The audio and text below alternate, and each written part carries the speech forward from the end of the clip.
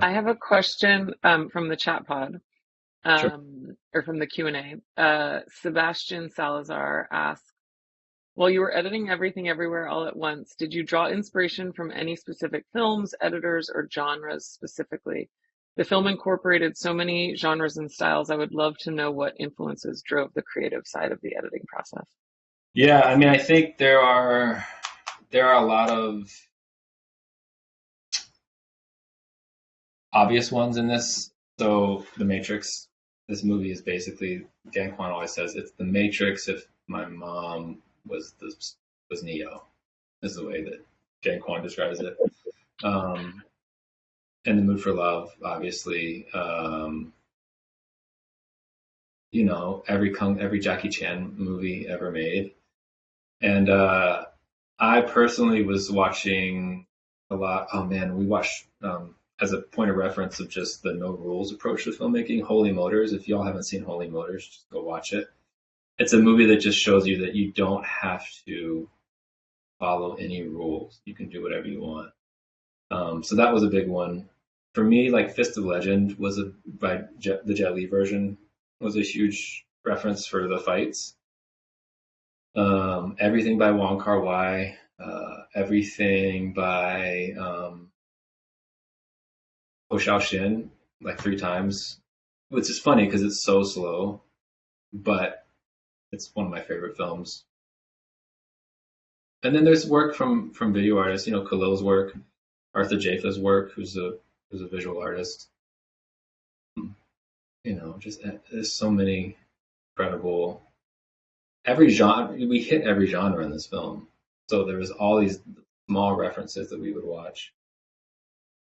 And I feel like I made a list once and just lost it of like everything I referenced in this movie or everything I watched while I was making this movie for inspiration. But it's, you know, it's even like little music videos or random internet videos that I think have interesting moments. Yeah. Okay, another question from the audience, because I realize that we're getting to the point where we need to move into the final stage of this conversation. But when you get towards the end of the editing process, how do you know that you're done? Is there a point where you realize that you've achieved your vision, or is it just one of those instances where you work until a deadline and accept? I think that's just part of that. There's certain things where you say this is great, and every time we touch it, every time we try to improve it, we seem to make it worse. Paradoxical.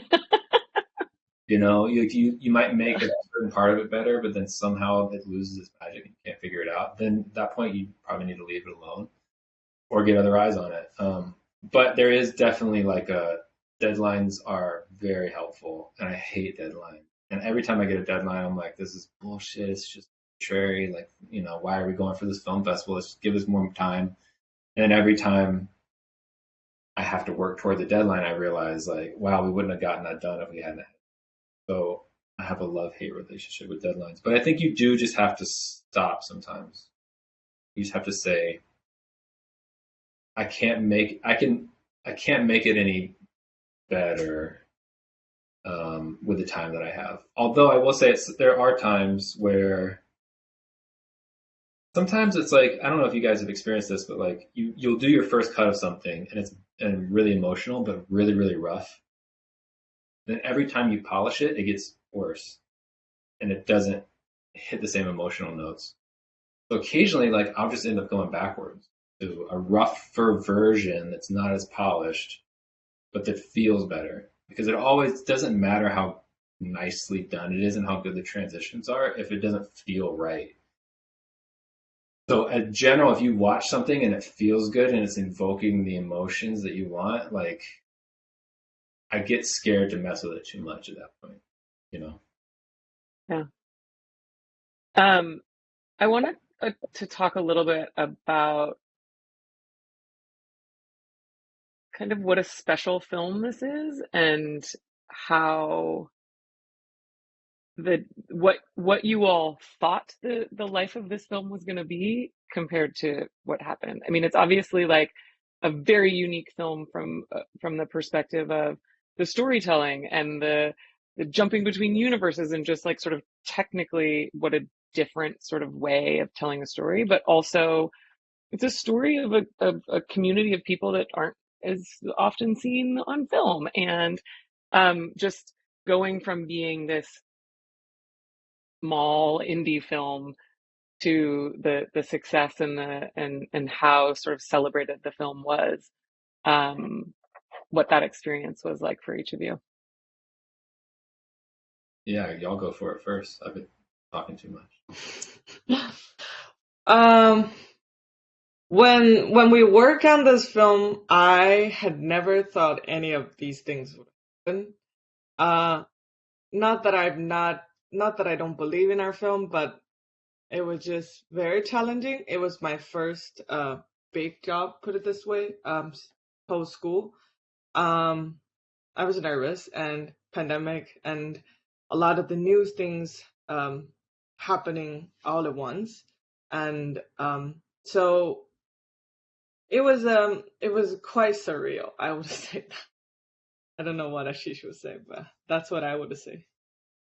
Yeah, pretty much the same as Zoe. Like, we spent so many like sleepless nights kind of working on it, and troubleshooting stuff, and yeah, it's crazy like how many people know about this movie now.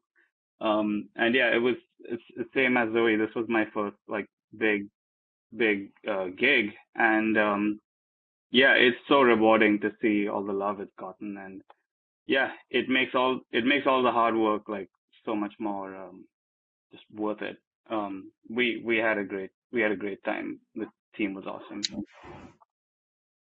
Yeah, I think that I had like everyone had high hopes for the film, but low expectations because we have a safe way to approach these things, and you also just never know when things are going to hit.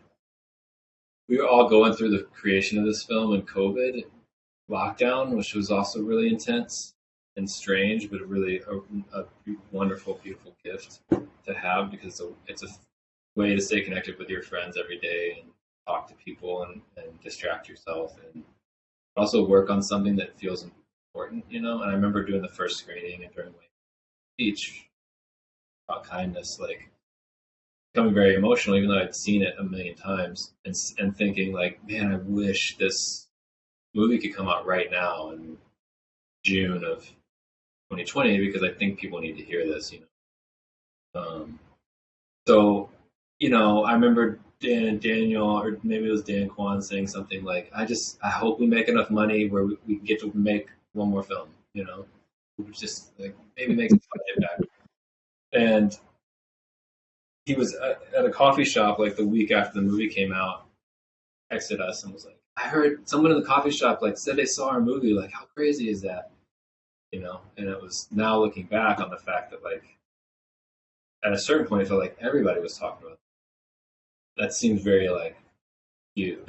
And we were like, one person saw the movie, like, yeah, that's so cool. Yeah. So it was crazy. What's up, Aashish? Yeah, I remember seeing it opening weekend just because we know all of you, and of course we were supportive of you, and going to like meet friends for drinks after and saying, oh, I went and saw this movie. They're like, yeah, I've never heard of it, and then like the stark difference a year later. And it also grew slowly. It wasn't like an overnight thing. So it was in theaters for like 6 months or something crazy. Yeah. It just felt like it's just more and more and more and more. So I'd like to move into sort of, there's been a lot of questions in the chat pod around advice, career, and I'd love to jump into some of those. Kenny S. Erkin asks, how does one find careers in editing, animation, and visual effects before, like when they are right out of university? I'm graduating in spring and I'm nervous that I'll be looking for a job years after, despite almost a decade of Premiere and After Effects experience. Yeah, I mean, a big part of it for me was internships. I came out here in the time when you work for free. So I did internships where I wasn't getting paid, and that's not a privilege everyone can have because my wife was paying my bills, So it's different, and I think it's a different it's going to be different for everyone, but my general advice is to find people whose work you like. And I'm not, not talking like I like Steven Spielberg, I'm going to go hit up Steven Spielberg, but like people who are, if you see a music video that you like or that you like a part of it, email the director and be like, hey, I'm an editor. I would love to work with you. Just like, let's keep in touch. If you have anything you're working on now and you need help, I'm here. And just consider it like working in your dorm room or in your bedroom with your friends, the way that you would make stuff on, on iMovie when you were in high school. Have that kind of attitude of like, let's just make something good together. All I want to do is make something good with a good person who's nice. That was my like criteria, was like, are you doing good work? And good work meaning like interesting work, but also like work that's good for the world. And are you a good person? Are you nice? Work with you? Are you nice to other people? That was kind of all I had. And so that like led me to really cool places. I came out to LA. I volunteered at a kids camp that taught kids how to make music videos. I met Dan and Daniel worked there. I met Hiro Murai, who now directs Atlanta. He was a counselor there. Like these are the kind of, when you put yourself in places where good people are doing good work for a good reason, those people tend to go places, and so will you. And not because you're hanging on to them, but because you all share a collective vision of the type of work that needs to be in the world. And the type of work that needs to be in the world is the type of work that's going to be successful, because if people need it, they're gonna want it, and they're gonna gravitate towards it. So I think those type of things are important. Don't just sit at home and send emails out. Like, go out, meet people, go do interesting things, like volunteer. Volunteering is a big one for me. That's how I met so many interesting filmmakers and just people in my life that I still keep in touch with. So yeah, it's hard for me to say, here's my experience, you can replicate it. I have a lot of like privilege that went into that experience. It's not going to be replicable for everybody. So, but always go roller skating if you have the chance to go roller skating.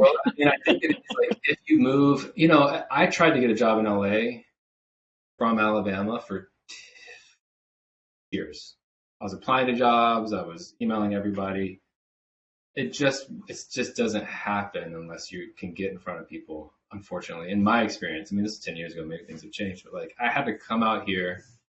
I like had my resume printed out, and I would go knock on a door and give it to someone, and then be like, do you need help right now? I can stay. I don't have anything planned today.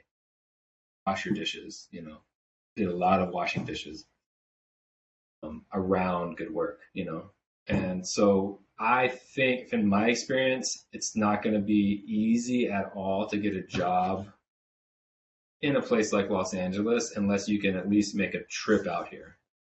And I know that's tough because it costs money, and that puts a cap on it. Sometimes like there's really talented people who just can't make it out here. I haven't figured out a way.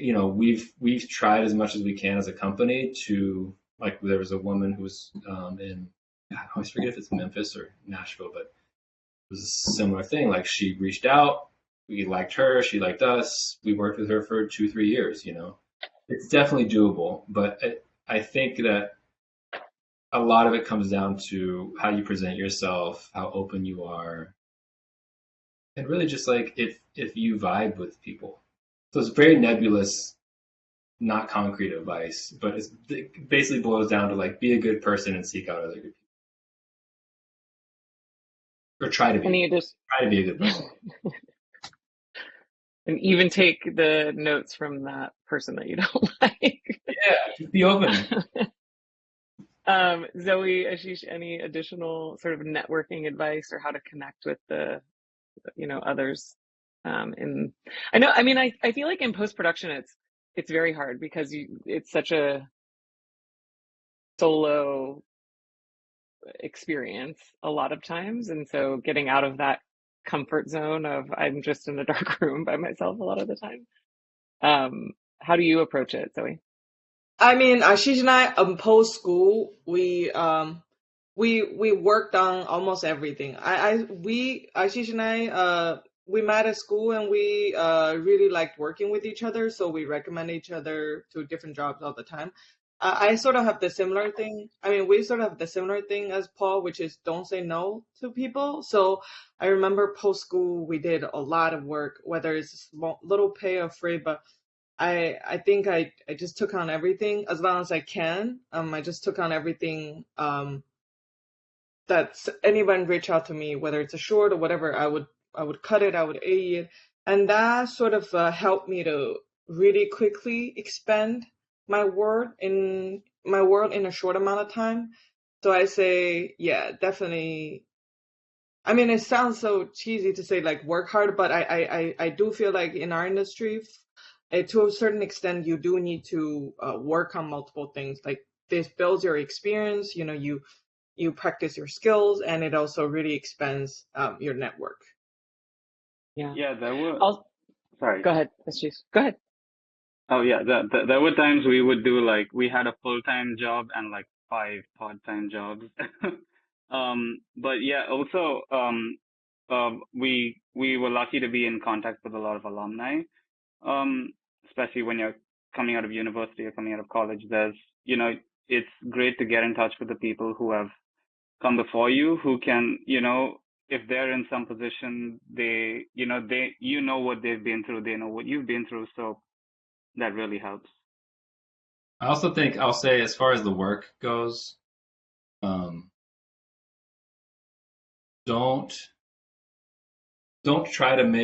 set out to make work that you think other people will like, or even the director that you're working with will like, if that makes sense. So I had this experience when I first moved out. I was working with Khalil on a project, and I was, you know, in my head, looking back, kind of a baby editor, right? I'd been working at public television for 7 years. I'd won, you know, like Emmy awards and everything, but I came out here and I felt like I did not know what I was doing.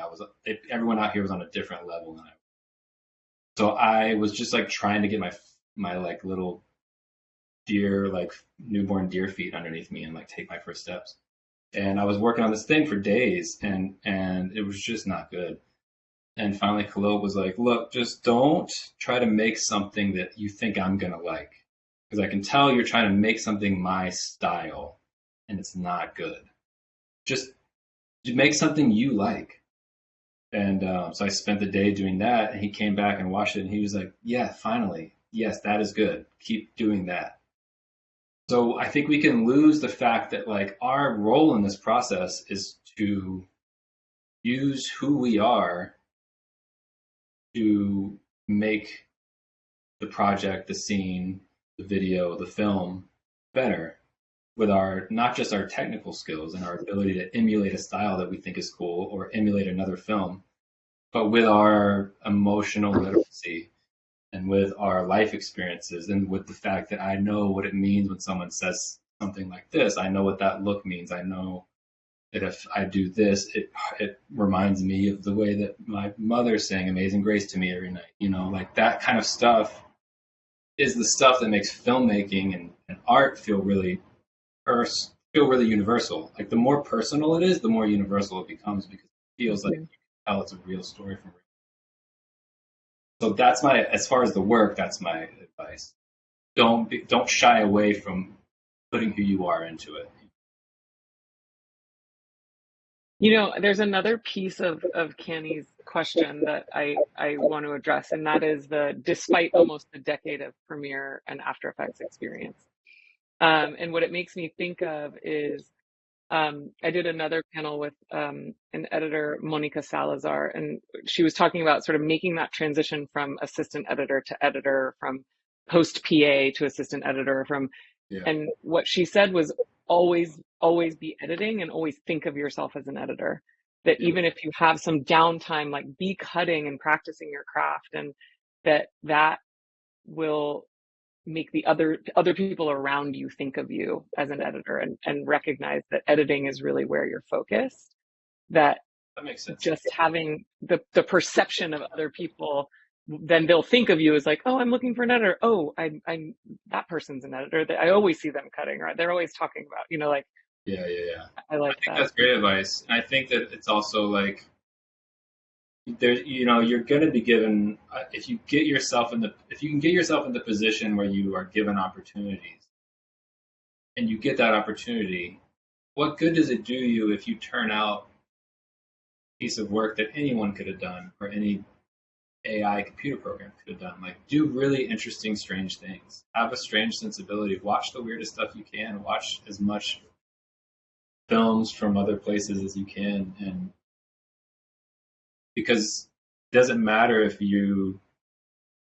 people consider you an editor and then they say, okay, do the scene, and then you do a cookie cutter scene that anybody could have done. Not going to get you far. But I think that Monica is really good. Yeah. So you all have had a whirlwind of a couple of years. You mentioned that this was all the post-production of this was during the pandemic, but also the success of the film. And I know you're all on to other projects now. So Ted asks, how do you combat burnout, find balance, and stay passionate about the work? Good one. Have y'all figured that out, Zoe and Aashish? Did y'all? Out, but yeah, not completely. I also think so. Zoe and Aashish are cutting their. Zoe, your second feature is your second feature, or your first together, I guess, right? This is my fourth feature, but this is the second or the third one Aashish and I co-edited together. Oh, cool. Yeah. I think burnout is like a weird rite of passage that I went through of like not learning my boundaries. And talking about this the other day of trying to like work-life balance is important, and it's also tough because I'm obsessed with my work and I love my work, and my work is a part of my life. So it's not a separate thing because my work brings me so much joy. So if I separate those too much, then it becomes weird and not fun to work. Anyways, I'm struggling with this now.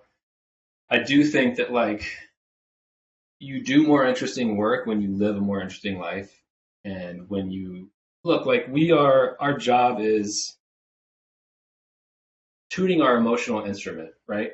And we can't tune that emotional instrument if we don't foster and embrace and have emotional connections to people in the world and to what we're doing and to what we're seeing and where we're going. And you're going to make boring work if you sit at home all day and don't do anything. And if all you do is work, you're going to get in this weird feedback cycle where the only life experience you have is the past 3 projects you've done.